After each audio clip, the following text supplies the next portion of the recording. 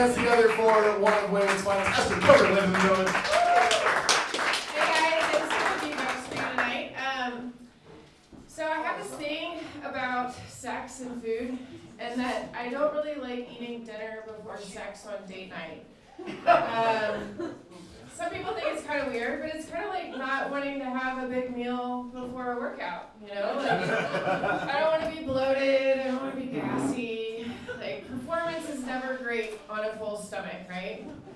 And my boyfriend knows this about me. So if we go out on date night, like let's say we go to 2nd Street Brewery for happy hour and I have a couple beers and no food, that's a green light. Yeah. We're getting laid tonight. If I have chips and dip, maybe. If I have like a big hamburger or a pizza, and I chow down, it's not happening. Like, you might as well just go home. It's not going to happen tonight. So the other night I decided to throw my boyfriend a curveball, and I ordered a salad to go.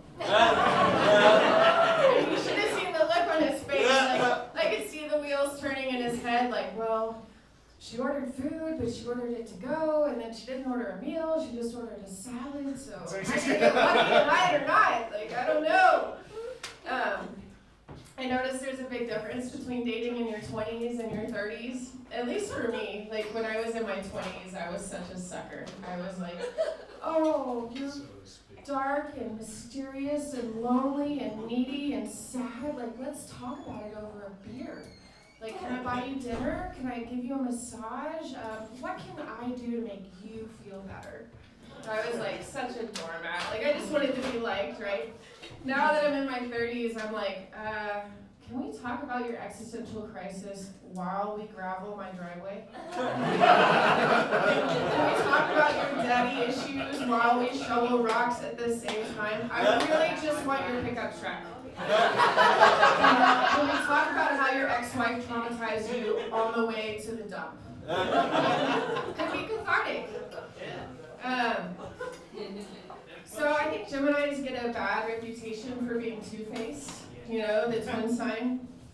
And for the record, as a Gemini, I don't think that's a fair assessment. I don't think that we're two-faced. I think we're just really indecisive. And it's a problem, you know? So for example, there's an important decision that needs to be made, and I make the decision, and then I regret that. And then I make another decision, and then I regret that. And then I think, oh man, I should have gone back to the first decision. And then it just keeps cycling until time is up. So for example, this chick screwed me over. And I'm not going to tell you how. That's not important. What's important is that she screwed me over. And I let her know right away. I blew up in her face, and I let her know exactly how I felt about the situation. And then a week later, I was like, oh man, that was kind of harsh. So email apology number 1. And then like 3 weeks later, I was like, nah, fuck that bitch. I would never do that to a friend. Like, her moral compass is off. So I let her know that.